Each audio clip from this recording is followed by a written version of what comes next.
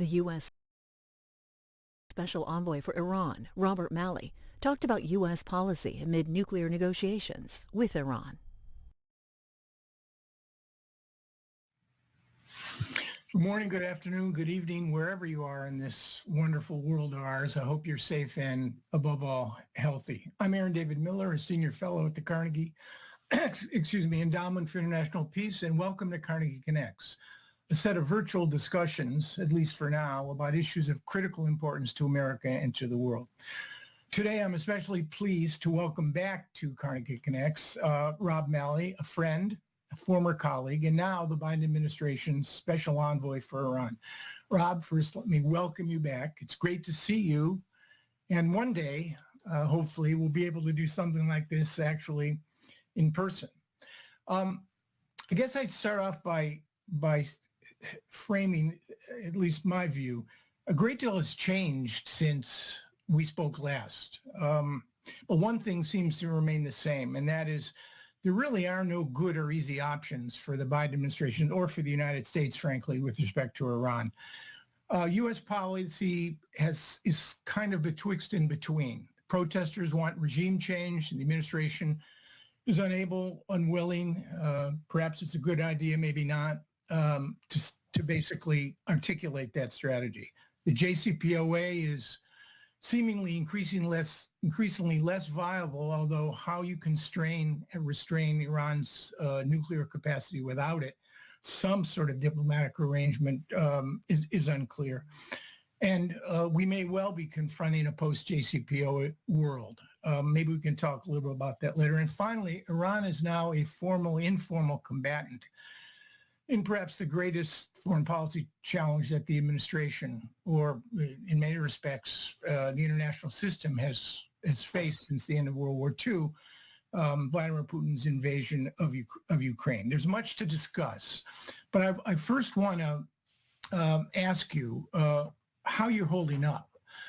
The Iran nuclear negotiations are in abeyance, and we'll return to those in a bit. And the focus has shifted to what's happening on the streets in Iran. You've come under a great deal of criticism, largely from the Iranian diaspora, about your role, including calls for you to resign. And I just wonder, first, how are you handling all of this? And is there anything you would like to say or want to say to your critics?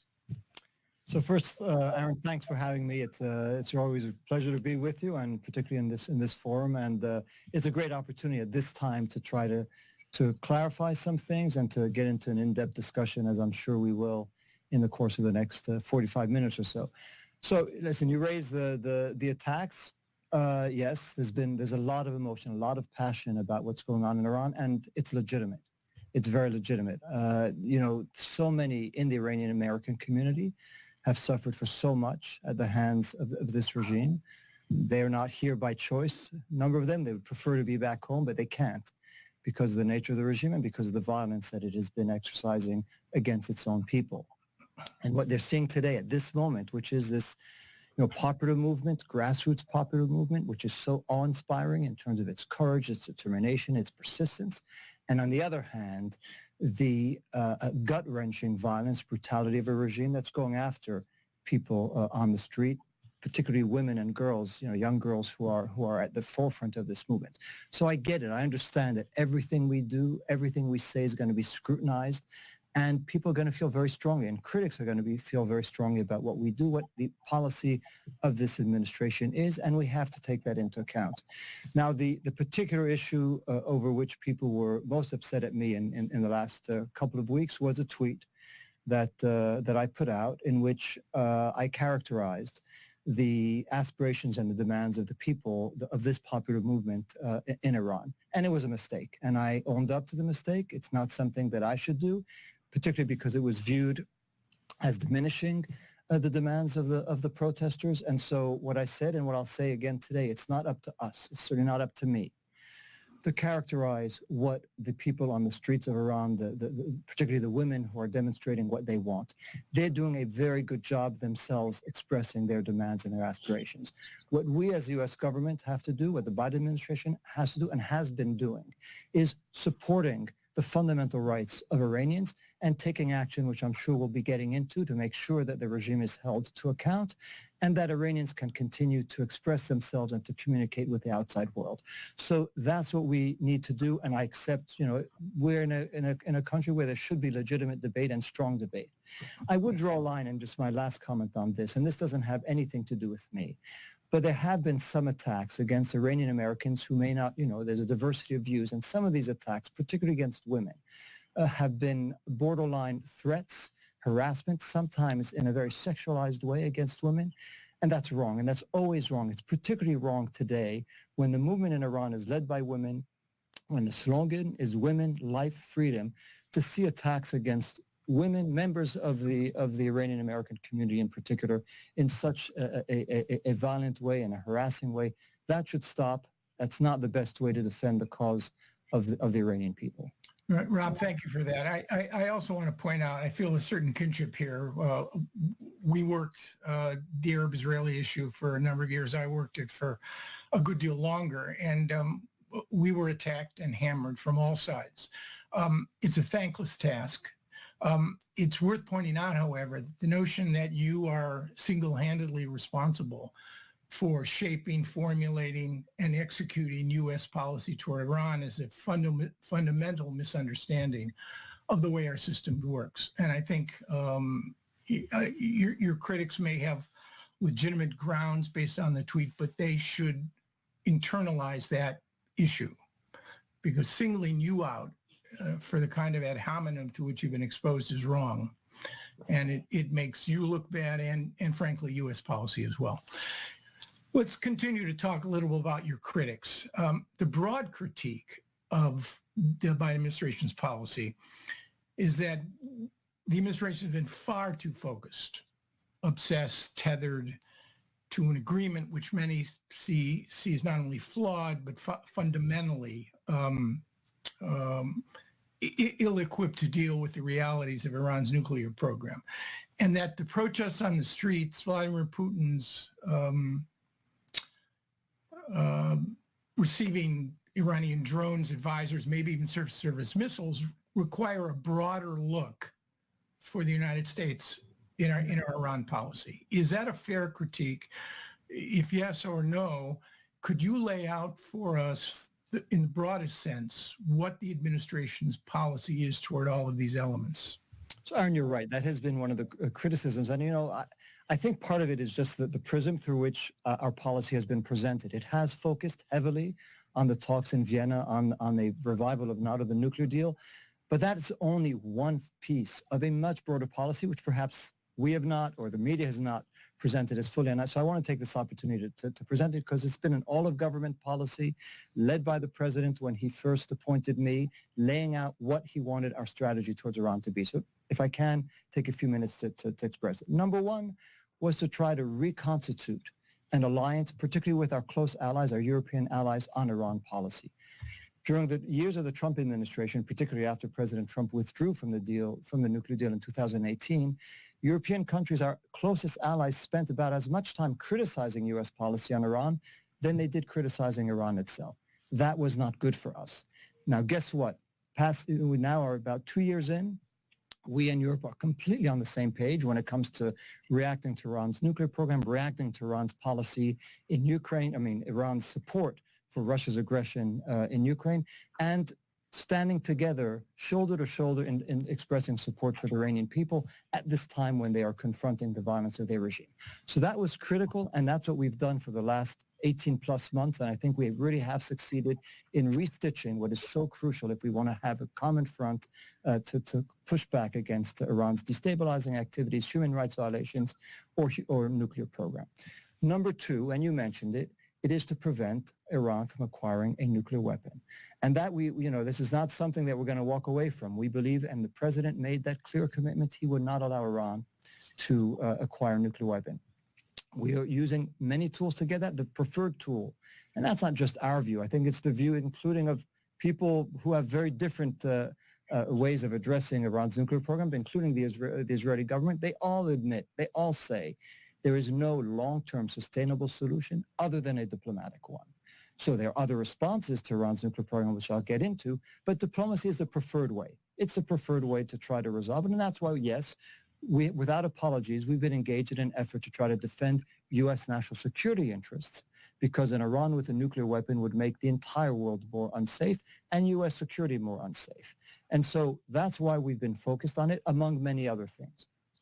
Now, there are other tools, sanctions, pressure, and yes, as the president has said, if all other means fail as a last resort, he would keep the military option very clearly on the table if that's what it would take to prevent Iran from acquiring a nuclear weapon. So that's number two. Number three is pushing back against Iran's destabilizing activities in the region, its proliferation of drones, ballistic missiles, its interference in other countries, its attacks against some of its neighbors. And we have, together with our partners and allies and all the agencies in our government, tried to make an effort to combat and counter those activities, whether it's through sanctions, through interdictions, through hardening the defenses of our allies and our own defenses, and finding other ways to push back against Iran's destabilizing activities. We hadn't predicted that it would take place, including that Iran would expand that destabilizing effort to Europe, and we'll get to that, I'm sure, in this conversation, but we're also focused on that, and that's a very strong pillar of our policy on which we've made real advances. Number four, and the president again made this clear, not just about Iran, but about our global policy, which is to put human rights and the defense of human rights back at the center of our foreign policy. We've done that across the globe. We're doing that, and we have done that when it comes to Iran. I think you're seeing that today in every step we've taken and everything that we've said since the outbreak of the protests in Iran. But that goes back earlier in terms of our denunciation of Iran's human rights violations and trying to get other countries around the globe to unite in defense of Iranian people's basic human rights. Again, I'm sure we'll talk more about what steps we're taking now, particularly at this moment, to make sure that we could stay true to that commitment, which, as I said, is a global commitment. We do our best to be consistent. It is not a perfect science, but in the case of Iran, I think we've been very strong in trying to push for respect for the Iranian people's human rights. And last but not least is to try to get and to make sure that we get the 3 remaining hostages in Iran back home and reunited with their families as soon as possible. That's been a priority of the administration, President Biden, Secretary Blinken, the National Security Advisor, and of course, my team and myself to get them home. Imad Shargi, Siamak Namazi, Murad Tabaz, all 3 deserve to be home. They should never have been imprisoned. It's an outrageous practice that the Iranian government has had, which is to use these dual nationals as pawns. They need to be home, and we're doing everything we can to make sure that day comes as soon as possible. Yeah. But that's our policy. It's not a nuclear policy. It's a policy that tries to bring all elements of U.S. power, of U.S. diplomacy to bear to achieve those objectives. It's complicated. It's complicated. And usually the choices available to the president on complicated foreign policy issues aren't between good and better, but between bad and worse. You think strategically, and I before we get to the issue of the demonstrations, the protests, the extraordinary events that are happening in Iran, I want to ask you this question. The JCPOA initially was designed as a sort of transactional, not transformational agreement. It was a transactional effort, an arms control agreement, if you will, to constrain Iran's nuclear program and presumably to preempt an Israeli strike and to make an American strike, which 4 American presidents have declared would occur, a military option, in order to prevent Iran from obtaining a weapon. But it remains, because of the nature of the regime, in large part, and their need to turn the United States as an adversary into a element of regime mobilization and Iranian nationalism. The whole approach toward Iran's nuclear program very much remains transactional. even adherence to the JCPOA would not guarantee that after a discrete period of time, the Iranians could not, if they chose to, return to enrichment and even the production of a nuclear weapon. Does that reality, or how does that reality influence and affect and shape the whole notion of American policy toward Iran with respect to the nuclear issue? So, Aaron, I'll say this. First, we make no apology for having tried and still trying to do everything we can to prevent Iran from acquiring a nuclear weapon. Again, a preference for diplomacy, if that can work, with tools of pressure, sanctions in particular, but also keeping very much all options on the table in case diplomacy were to fail. So I'm sure we'll get back to that in particular, but I do want to address one of the points that I think some of our critics have made, which is that because we're still trying, or we have been trying to pursue a nuclear deal, we've left other elements of our policy on the shelf. That's not true. It's simply not true that we have not self-deterred because of a pursuit of a diplomatic agreement. I think you've seen in the actions of the Biden administration, including, and when I mentioned countering Iran's destabilizing activity, I should have mentioned first and foremost the president's decision to use force on at least 2 occasions against Iranian-affiliated militia in Syria, which were going after U.S. troops. So defending U.S. interests, defending the stability of the region, that takes place regardless of whether the nuclear negotiations are succeeding, not succeeding, regardless of whether there's a JCPOA or not, all of the other elements of our policy, we will conduct and we have conducted regardless of the fate of the nuclear deal. So I want to make that clear. When people say, why don't you walk away from the negotiations? It would give you more ability to do other things. We've been doing those other things. We haven't waited to see what happens to the nuclear deal. By the way, any more than Iran has waited. Iran has continued its destabilizing activities. Iran has continued its support for violent groups and terrorist groups across the region. Iran has continued to develop its ballistic missiles and to repress its people and to target and to plot against Americans, by the way, which is another of their completely unacceptable forms of behavior. And if they can do that, even as they claim they're trying to negotiate a nuclear deal, we can do the same. We can take action against those destabilizing activities. We can mobilize countries around the globe. We could counter Iran's activities, even as we are seeking to reach a diplomatic solution on the nuclear front. But again, we'll come to that because there's been no movement on the negotiations now for 2 months. Right. Well, we can return to the issue. It's troubling, and I'm not sure you or anyone else has an answer, which is how to deal with the strategic reality that even with or without the JCPOA, once sunsets expire, unless they were renewed or a follow-on agreement negotiated, you still face the reality of Iran as a nuclear threshold state. I don't say this is criticism. I think this is a serious strategic challenge for any administration, and we don't have an answer to it, I suspect. But I want to talk to you about the protests and the demonstrations and get a sense from you on what U.S. policy is. It's really hard to analyze, I think you'd agree, regarding what's happening in the streets. You have an extraordinary political movement, leaderless perhaps for now, with seemingly a lot of different demands, but one overriding demand, and that is for a new regime. And they're willing, in extraordinary fashion, to risk batons and bullets in order to achieve it. It's hard to know where we are in this process. Are we at the end of the beginning of the end? Are we somewhere in between? Robin Wright reminded me the other day that the Iranian Revolution took 14 months. And even the Green Revolution began in June of 2009 and didn't conclude until February of 2010.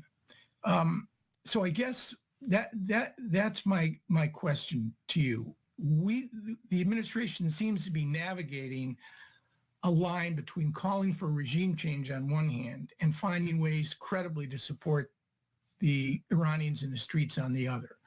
So if you had to characterize U.S. policy toward this, I'm not sure how to characterize it, unrest demonstrations, extraordinary efforts on the part of, led by women in order to change the regime, how would you identify the elements of U.S. policy toward what's happening in Iran internal?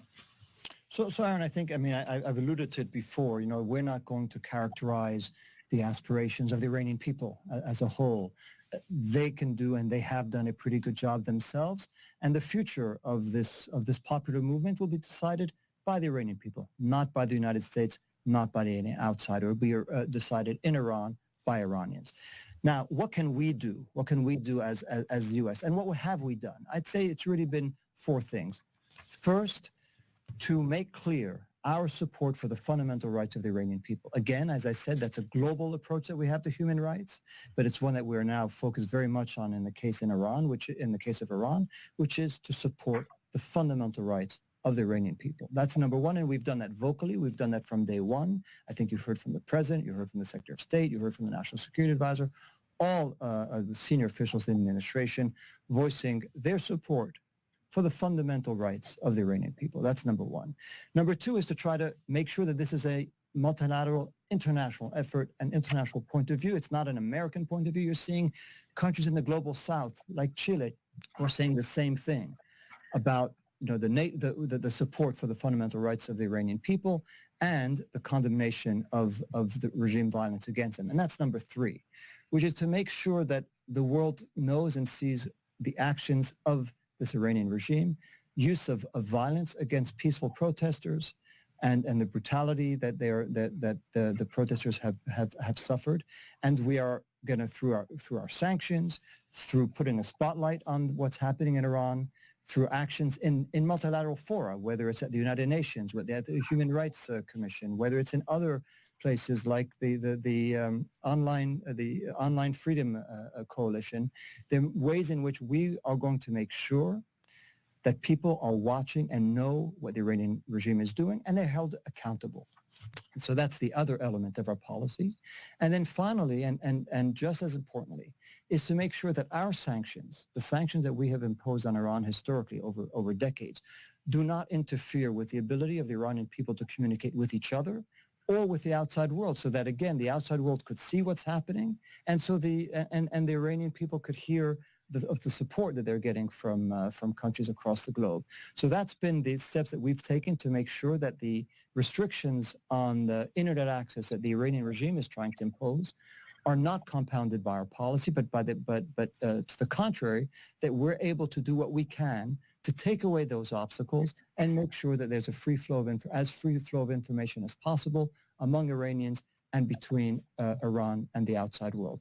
So that's our policy. It's a policy of support for basic human rights. It's a policy of condemnation of violence and repression against those who are demonstrating for those basic fundamental human rights. And it's a policy of trying to make sure that those who are responsible for that violence are held accountable. And you'll see that we have now imposed a series of sanctions against perpetrators of human rights violations in Iran, not just at the very top. That's what we always do, we typically do, but also mid-level officials who may have thought that they could escape, the limelight, that they could hide behind the anonymity of the fact that nobody knows who they are outside of Iran to continue with their misdeeds. But no, we've identified them. We've done our work so that they can be sanctioned as well. They can be named and shamed, and they know that the world is watching. They know that we know what they're doing to the Iranian people. So that's the policy. It's one of supporting the rights of the Iranian people and making sure that those officials who are responsible for blatant human rights violations are called to account. There are many, obviously, Rob, who think we can do more. Any number of ideas have been tossed out and generated.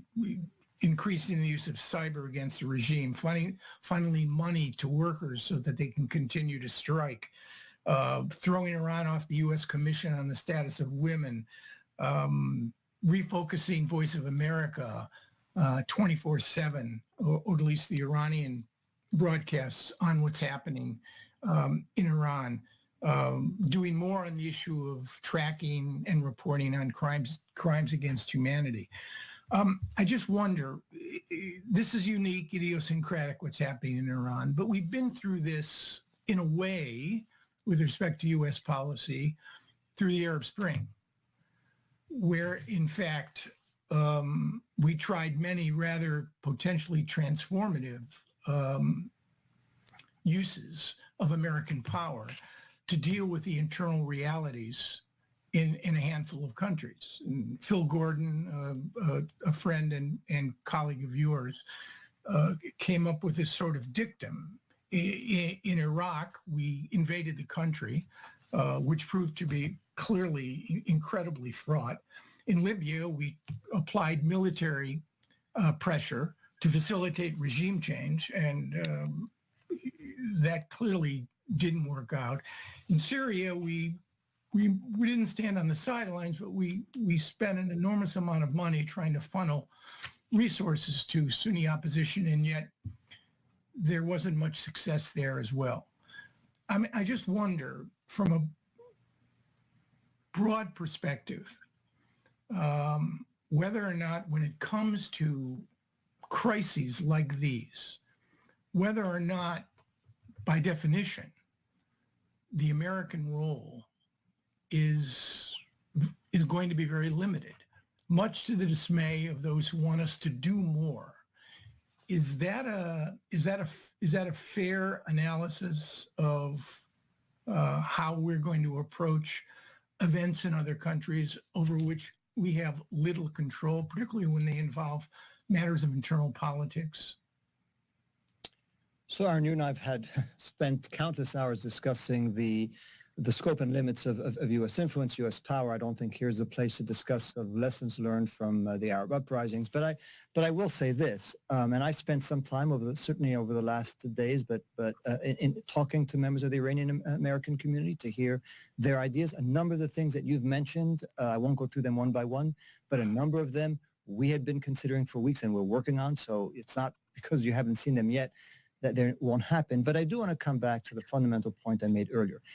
I think the U.S. role can be very ambitious. I think it also has to be very realistic. I mean, there's only so much that we can do and that we should do because we are not the center stage of what's happening in Iran. It is a movement led by Iranians. It's a grassroots popular movement. They will determine, and the Iranian people will determine their future. What we can do, and which we should do consistently, if we could throughout the world, which is be very coherent in terms of the values that we promote, what we're trying to support in terms of fundamental universal human rights, and the condemnation that we should always level against those who are repressing peaceful protesters or those who are ignoring and denying their people these fundamental rights. That we can do, and we can be very effective at doing it. I've told you already what we've already done. We're going to continue. You'll see more sanctions. You're going to see more efforts to try to make sure that the internet is as unencumbered as possible. You'll see more steps in international fora, including some that you mentioned, to try to show the world and show Iran that we're holding their regime to account, together with a broad coalition, a very broad coalition, and not just of Western countries. Because this is not a matter of the West against Iran. You're seeing, again, countries in the global South, countries that have, that haven't done this so much in the past, that are saying what's happening in Iran is not acceptable. So I think you'll see a lot that we can do, but at the end of the day, what happens in Iran will be decided and determined by the Iranian people, and that's the way it should be. Right. I mean, there is a danger, it would seem to me, in creating the reality that American fingerprints are all over these demonstrations. You saw the report, I think, in The Guardian, that two female journalists who were instrumental in reporting on the death of Mahsa Amini have been labeled as CIA agents. Now, the Iranians are going to do this regardless, frankly, it would seem to me, of what we do or don't do. But is this at least some indication of the dangers and risks of the United States seeming to try to micromanage? So a few points. I mean, it's a good question you raise. A few points. First, you're right that the Iranian regime will do everything to paint this as a U.S.-inspired or an Israeli-inspired movement. Now, that's absurd on its face. There's nothing that the United States could do that would convince 15-year-old girls to challenge the authorities at great risk to their lives and security. Nothing that we could do that would convince Iranian women and others to come out into the streets in the face of, as I said, great peril to their own lives. That kind of anger, that kind of passion can only have been triggered by the policies of the regime itself. So they could point the finger at us. They could point the finger at Israel. They should look in the mirror because it's their policies that have generated that kind of anger and that kind of movement. So we could dismiss it for what it is. And by the way, this is the same officials who are claiming that we're behind it are the officials that said that Mahsa Amini died of natural causes, the same who are denying in the face of mounting and irrefutable evidence to the contrary that they have transferred drones to Russia. So this is not new that they would make things up. We don't want to give them, easy-made excuses. As I said, we've been very clear in terms of our policy, that our policy is not one of interfering to try to foment regime change. It's one of supporting the basic rights of the Iranian people. And we're not going to apologize for it because we're going to continue doing it.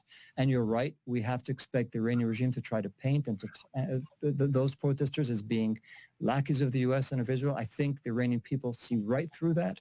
I don't think this is a playbook that's going to work. We know of others who have tried to use it in the Middle East, and it doesn't work because when anger is being generated, this level of fury is being generated by the policies of the regime. You cannot convince anyone that it's being in any way micromanaged by the U.S. Let's turn to another intriguing worrisome feature of the current situation, and that is the decision by the Iranian regime to supply drones varying ranges and precision, advisors, presumably IRGC, to Crimea to train, operate, and maybe reports, I don't know how reliable they are, of surface-to-surface missiles. Ukraine has produced very strange bedfellows. There's an enormous amount of hedging that goes on with respect to not fully siding with the U.S. You have an intriguing set of relationships here. The Saudis have an interest in cooperating with Russia on hydrocarbons. Iran is supplying drones and advisors, perhaps surface missiles, and is becoming what is tantamount to a direct participant in Putin's war against Ukraine. We can leave the Saudis out of this for now, maybe another Carnegie Next discussion. But what do you make of Iran's calculation in supplying these weapons to Russia? And second, what is the administration doing about it? So, let's first say what we know. What are the facts? We know that Iran has been transferring deadly drones to Russia. We know that. And it's been, there's no controversy anymore. It's incontrovertible because the evidence is on the ground. Ukrainians have recovered those drones and they are Iranian-made drones. So we know that. We know that Iran has been training Russian operators in usage of those drones. We know that those drones have been used to target civilians and civilian infrastructure. And we know that Iran, in the face of all of this evidence, keeps lying and denying that that's happening, which shows that they are embarrassed, that they know that this is something that is isolating them internationally, and probably also makes their lives harder at home because, Iranian people who are protesting for their own fundamental rights, and they see what Iran is doing, which is sending the deadly drones to so they're not just killing their own people, they're now also helping Russia kill innocent Ukrainian civilians. So that is something that Iran, the Iranian regime has made a very bad bet in this respect. Why they made it, I'll leave it up to them to explain, but it's really a bad bet. It's a losing bet, and it's one that's going to isolate them internationally, as it has. And I think you're seeing calls from across the globe saying this is simply outrageous that Iran would be using those deadly drones, which they've already used to ill effect in the region. Now they're using it in a European theater. I think that's something that for a country that has claimed that, it stands strongly in favor of the sovereignty of other countries, itself had been attacked by Iraq, for it to participate in a war of aggression by Russia against the sovereign state of Ukraine, that's something that I don't know how many people had imagined that we'd see that day, but it must stop. And you're asking what we're doing about it. So obviously we're putting a very strong spotlight on it. If Iran thought that it could do that and hide it, well, they failed. They failed, and they'll continue to fail if these reports about transferring missiles bear out. Then they will fail in hiding that as well. and sanctioning anyone who is in any way even tangentially related to those transfers, whether they are Iranian, Russian, or a third party. We will find them and we will sanction them, and we'll find other ways to try to make sure that we could put an end to this deadly transfer. But as you say, I mean, it's something you're now seeing. The Europeans, of course, are extremely mobilized by this against Iran, and they've sanctioned Iran as well because it's something that is in their backyard. It's for Iran to think that it can get away with this and not fundamentally compromise its relations with countries across the globe showed real ineptitude. Yeah, I'm not going to press you on what else we may be doing to interdict shipments or the use of cyber in order to affect that relationship. But we've weaponized intelligence in the run-up to the Ukraine war. And I think your point that you made, shedding a spotlight constantly and reminded the Iranian public about what the regime is doing, not just with respect to sending drones to Russia, but their activities throughout the region, particularly in Syria, is a useful way, it seems to me, to name and shame and to demonstrate we have this capacity and that we're able actually to use it. Let me turn now, I guess, to what I don't think we need a prolonged discussion on the Joint Comprehensive Plan of Action, but I do want to ask you a couple things on the state and the fate of the JCPOA. First of all, can you, and I know this may be annoying and somewhat tedious, but Rob, can you just briefly summarize for us the state of play in the negotiations, which are now in abeyance? Where were they? And how close were they really to finishing? So listen, I want to just make a few points because it has been an issue that has generated legitimate criticism, legitimate concerns. Number one, as I said, President Biden said during the campaign and since he's been in office that we believe that he is committed to preventing Iran from acquiring a nuclear weapon, and that diplomacy is the best way to do that, and so we will pursue it without apology. And nobody has come up with a better answer at this point than diplomacy as a long-term sustainable answer to Iran's efforts, past efforts, and any future efforts to acquire a nuclear weapon. And so that is number one. At the same time, as I said, we will use other tools and, in last resort, a military option if necessary to stop Iran from acquiring a nuclear weapon. So what we had done since the early days of the administration was see whether a diplomatic path was available. And we worked hand in glove with our European partners to test that proposition. And several times we came very close. And each time we came close, Iran came up with one new extraneous demand that derailed the talks. And the latest episode I think you're referring to was in August, when we do believe that we were very close. The Europeans certainly believed we were close. The European Union had put a plan on a proposal on the table that everyone else had agreed to. And Iran at the last minute once again came back with a demand which was extraneous to the JCPOA and which none of the other participants, I believe, if you question them privately, including the Russians and the Chinese, would have said was a legitimate demand to close these negotiations. So that's where we were late August, early September, and there has been no movement since then. So when you say it's in abeyance, it's really not our focus right now. It's not on our agenda because nothing has changed. So we're not going to focus on something that is inert when other things are happening. There are these protests in Iran which are as significant as we were describing earlier. And there is this new decision by Iran to participate in a war in Europe by transferring drones to Russia. So that's what we're focused on because nothing's happening on the nuclear deal. And so we're not going to waste our time on it.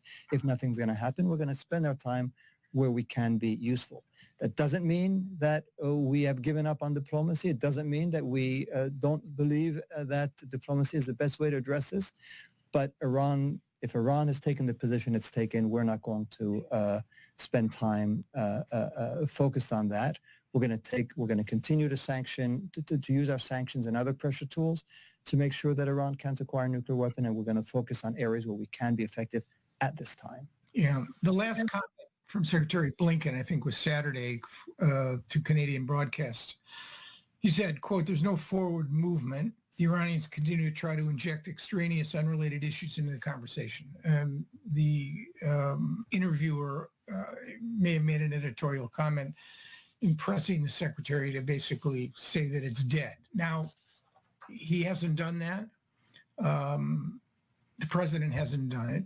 Some argue that it's time for the administration to fold up the tent on this issue. And I can see the argument that you don't want to be providing sanctions relief, clearly, although that's not really on the table right now and may not be for the foreseeable future. Pulling the plug might also demonstrate to the protesters that we stand with them and we're not going to have any dealings with the regime. You still, though, in the end, face the ultimate challenge is what to do about an unrestrained, unconstrained Iranian nuclear program. I'm imagining, you don't have to respond, that one of the reasons that we don't want to fold up the tent and say it's over is because of that fact. There's no need to basically do that right now, no compelling need. But it just seems to me, and again, you can respond if you want, that months from now, if in fact the Iranians manage to figure out how to deal with these demonstrations, but you've got hundreds, if not more, Iranians killed and injured, it's going to be extremely difficult for any administration to return to an agreement. The domestic political constraints alone would be extremely difficult to overcome. The regime having killed so many of its own citizens, continue to oppress them. So we're really in a jam and in a bind, I think, on this. My own personal view is that this was a flawed but highly functional agreement. I don't see any alternative options, frankly, toward constraining Iran's nuclear program, and we have an interest in doing so. So I don't know how you can reconcile all of this. It's still useful, the JCPOA, perhaps, and you don't want to basically say it's over. Is there anything? Aaron, let me try to, and I'll repeat some of the things I've already said. I mean, number one, but I do think it's critical to understand, we lived the alternative that the Trump administration, they tried to say, let's get out of the deal. Let's just use pressure to see whether we can make Iran succumb to our pressure and come back to the table and get a better nuclear deal. It didn't work. I mean, several years on, we saw Iran with a galloping nuclear program. That experiment, the experiment of the Trump administration, failed. And we are facing today the reality, as you said, where Iran is only a few weeks away from having enough highly enriched uranium for a bomb. So, we tried that. It was a real life experiment and it failed. We believe, as I said, that diplomacy, and without apology, diplomacy is going to be necessary at some point to address this issue if we can. Without taking other options off the table if diplomacy fails. So I think that's, and you referred to what Secretary Blinken said. People could go see what he said. I can't say it any better than he did in terms of our approach to Iran's nuclear program. So yes, we're committed to preventing Iran from acquiring a nuclear weapon. Yes, we believe diplomacy is the best way of doing it. And yes, we tried the alternative. Now, all that being said, I understand when people say, why don't you walk away? But they may be under the misimpression that the fact that there are talks that are in abeyance and are not dead, that somehow it's constraining our policy options on other fronts. It is not. There is nothing now that we are not doing because we are thinking of the potential of a potential nuclear deal in the future. We are taking the actions that I described in terms of the protests in Iran. We're taking the actions that I described in terms of Iran's destabilizing activities in the region, in terms of Iran's support for Russia's war of aggression in Ukraine. All of that we are doing regardless of what happens in terms of the nuclear negotiations. So I think people have to understand that we're not tying our hands because of this hope that someday maybe there'll be a deal. No, we are taking action. We're not waiting. We're taking the action that we think is consistent and necessary to promote our values and our national security interests. We do believe that preventing Iran from acquiring a nuclear weapon is fundamental to those national security interests, and we will continue to see what we can do to achieve that goal. But in the meantime, we are not deterring ourselves in taking the other steps that we think are necessary to advance our interests, our values, and our goals. You're arguing basically that the administration is behaving as if there were no JCPOA. And no, I'm saying, no, Aaron, I'm saying, no, don't put words in my mouth. I'm saying, it doesn't matter what happens on the nuclear negotiations, whether that we get a deal, we don't get a deal, put that aside because it's not relevant today. But I'm saying, regardless, from the time that President Biden took office to this day, we have taken steps on these other fronts, regardless of what was happening on the nuclear front. So whether it's in terms of our sanctions, whether it's in terms of our support for our partners and allies, whether it's in terms of our condemnation of Iran's actions, we are acting based on what we consider to be our national security interests and our values on all those fronts, regardless of what's happening on the JCPOA. And that was true from day one, and it's definitely true today at a time when those talks have been very much stalled. I guess I'd conclude with where I started. And first of all, I want to thank you so much, Rob, for sharing your thoughts. It's a thankless task, and I really do hope that you continue to do it. The options are not great. I don't believe in transformations. In essence, this was always about transactions, hopefully smart transactions to restrain and constrain Iran's nuclear program.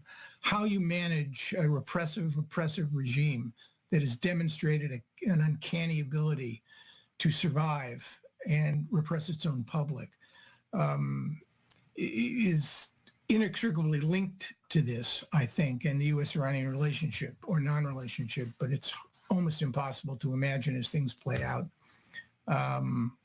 where we're going to be 4, 5, 6 months from now. But again, Rob, let me thank you so much for doing this.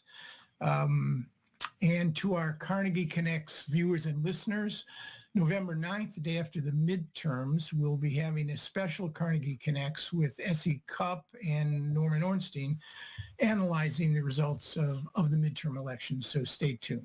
And as I want to say, think positive, but definitely test negative. Thank you, Aaron. Rob, thanks again.